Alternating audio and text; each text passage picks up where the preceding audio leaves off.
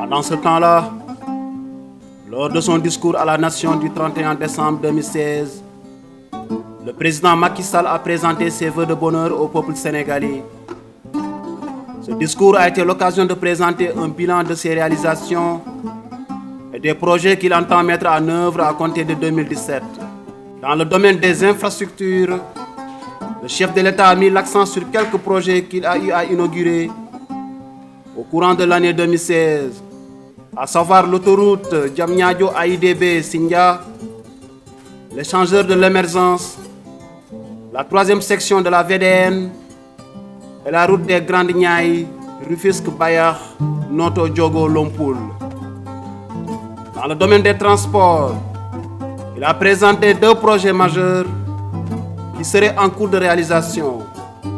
Il s'agit du train express régional TER, qui selon lui est le plus grand projet du Sénégal indépendant, et la mise en place prochaine par Dakar Dem Dikk des lignes devant servir Tivaouane, Mbour, Touba, Saint-Louis, Podor, Matam, Fatick, Kaolack, Tambacounda, Ziguinchor et Kolda à partir de Dakar. Le projet de train express régional emploiera près de 10 000 personnes d'après le président. 15 trains d'une capacité de transport de 115 000 passagers par jour desserviront la ligne en raison d'un départ toutes les 15 minutes.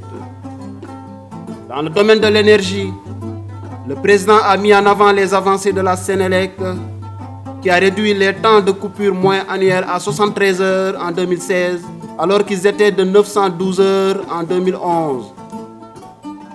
La dite société serait parvenue à ce résultat en augmentant sa capacité de production. Le prix de l'électricité connaîtra en 2017 une baisse de 10%, qui représentera un gain de 30 milliards pour les consommateurs. Dans la même foulée, le président Macky Sall a mis en exergue la réalisation des centrales solaires de Bohol et de Malicounda. Quant au secteur de l'hydraulique, 2017 verra le démarrage du chantier de la troisième usine de Keur Momar Sarr. À terme, les besoins en eau potable pour Dakar, Diamniadio et la Petite Côte seront sécurisés pour 20 ans. Pour faire face à la montée de la violence, le président Sall prévoit d'importantes mesures, à savoir la création de 10 nouveaux postes de police frontaliers, le recrutement de 1769 agents de police et de 1416 agents de sapeurs-pompiers et le durcissement des peines prévues pour certaines catégories de crimes et de délits graves.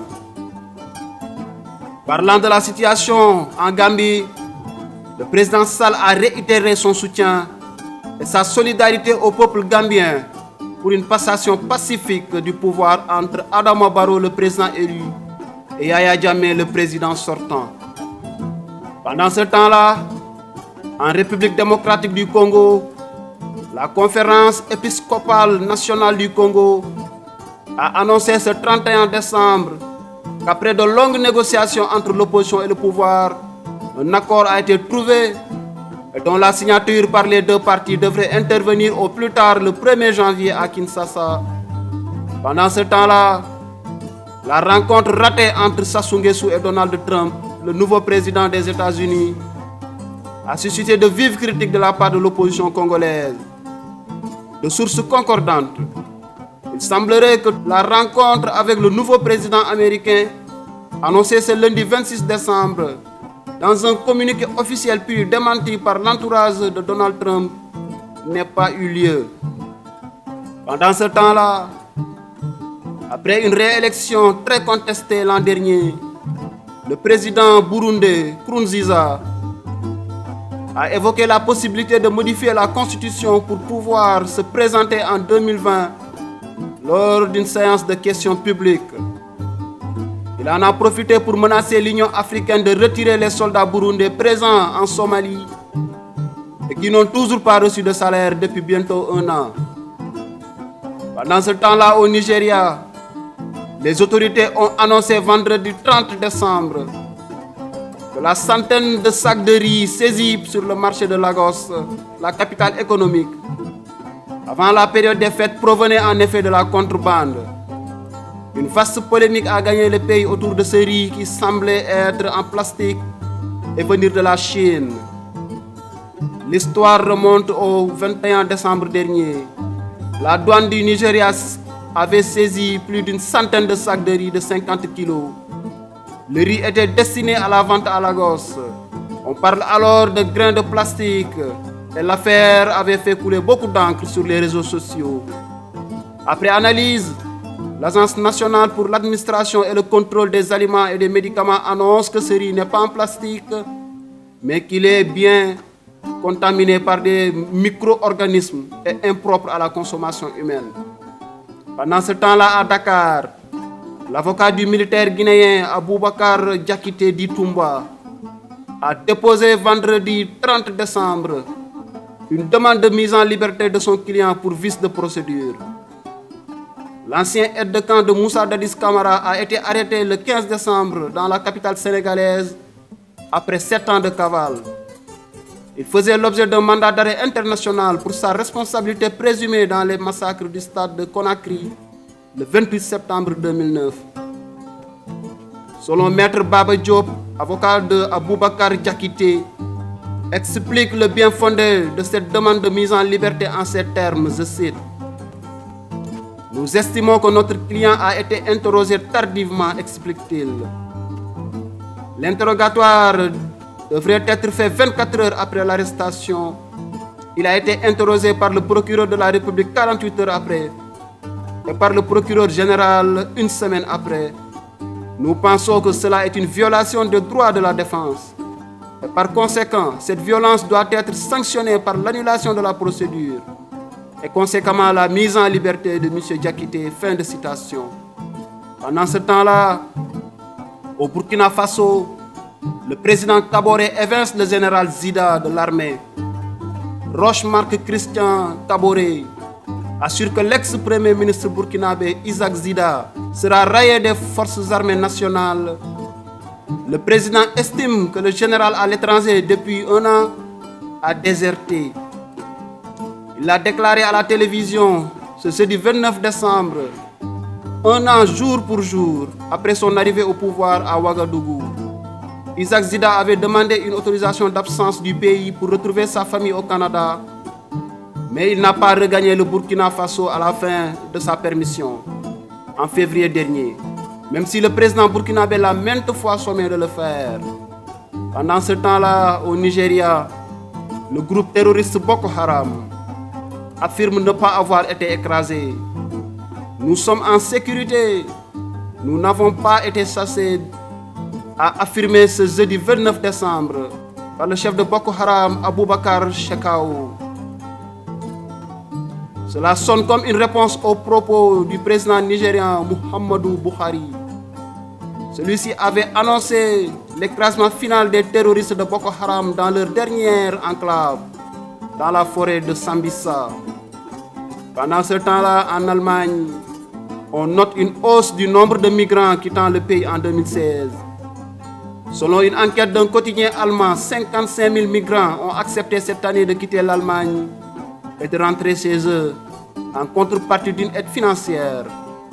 La plupart sont originaires des Balkans et n'auraient eu aucune chance de rester dans le pays. Pendant ce temps-là, en Afrique du Sud, Ananias Mat, un violeur en série, avait été condamné à 56 ans de prison en 2006 pour 64 chefs d'accusation, connus pour ses crimes glaçants, meurtres, viols en série, carjacking ou cambriolage à main armée. Ananias Mat est aussi célèbre pour être un artiste de l'évasion multirécidiviste. Même après sa mort, Ananias Mat continue de donner des sueurs froides à l'Afrique du Sud et en croire les commentaires qui ont suivi l'annonce de son décès. Pendant ce temps-là, le guépard pourrait être bientôt en voie d'extinction. Une inquiétante étude publiée par une revue scientifique américaine révèle que le nombre de guépards aurait fondu de 93 000 félins en un peu plus d'un siècle. En Afrique, alors qu'ils en comptaient 100 000 au début du XXe siècle, il ne reste plus que 7 000 aujourd'hui. Pendant ce temps-là, Près de 30 personnes ont péri noyées ce lundi 26 décembre dans le naufrage d'un bateau sur le lac Albert, dans l'ouest de l'Ouganda, sur la frontière avec la République démocratique du Congo. Les victimes étaient membres d'une équipe de football accompagnés de quelques-uns de leurs supporters. Il y avait une fête sur le bateau et certains passagers étaient ivres, mais le naufrage serait provoqué selon la police ougandaise par une surcharge. Pendant ce temps-là, c'est officiel, les relations diplomatiques entre Israël et le Sénégal sont rompues.